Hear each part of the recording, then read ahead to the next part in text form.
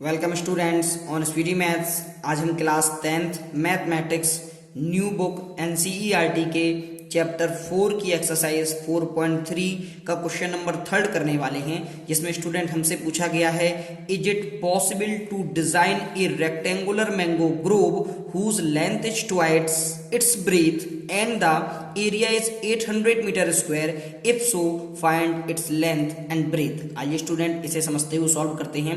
Question में हमसे पूछा गया है कि एक रेक्टेंगुलर मैंगो ग्रोव को डिजाइन करना पॉसिबल है क्या, जिसकी लेंथ दोगुनी है उसकी ब्रेथ से, and the area is 800 metre square, और उस रेक्टेंगुलर मैंगो ग्रोव का जो एरिया है वो 800 मीटर स्क्वायर है, और आपको बताना होगा कि उसकी लेंथ और ब्रेथ क्या होगी। तो आइए स्टूडेंट हम समझते हुए इसे सॉल्व करते हैं।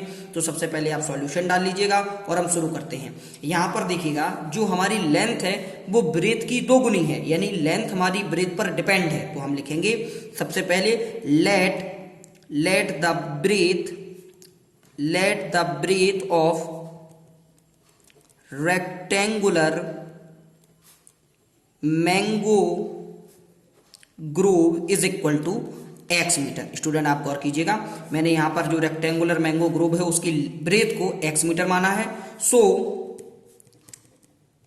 Its length of rectangular mango Grove, आप इसे पूरा नोट कीजिएगा। आप देखिएगा यहां पर लेंथ ट्वाइस है तो इसका दोगुना कीजिएगा आप, तो हो जाएगा 2x मीटर। नाउ स्टूडेंट अब हम चलते हैं क्वेश्चन की कंडीशन पर। क्वेश्चन में कहा है कि रेक्टेंगुलर मैंगो ग्रोव का जो एरिया है वो 800 मीटर स्क्वायर है। तो आप लिख लिएगा, नाउ अकॉर्डिंग टू क्वेश्चन हम ये कह सकते हैं जो हमारा एरिया है, area of rectangular mango Grove का जो स्टूडेंट दिया गया है वो हमें दिया गया है 800 मीटर स्क्वायर। अब आप गौर कीजिएगा, हम जानते हैं कि किसी भी रेक्टेंगल का जो एरिया होता है वो लेंथ इनटू ब्रेथ के मल्टीपल के इक्वल होता है। आप देखिएगा यहाँ पर आप लिख लीजिएगा। अब आप L और B की वैल्यू जो आपने मानी है उन्हें पुट कीजिएगा। तो L आपका जो है वो 2x है, ब्रेथ आपकी x है, इज इक्वल टू 800। अब आप देखिएगा जब आप मल्टीपल कीजिएगा तो आपका होगा 2x square is equal to 800।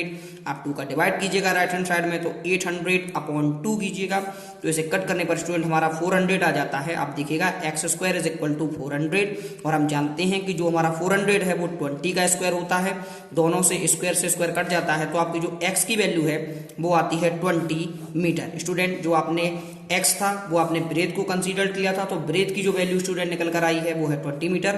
तो आप इसके आगे लिख लीजिएगा, ये ब्रेथ है हमारी। शो लेंथ जो होगी हमारी स्टूडेंट वो 2x है, 2 इंटू एक्स, तो आप 2 इंटू 20 कीजिएगा, आपका 40 मीटर आएगा।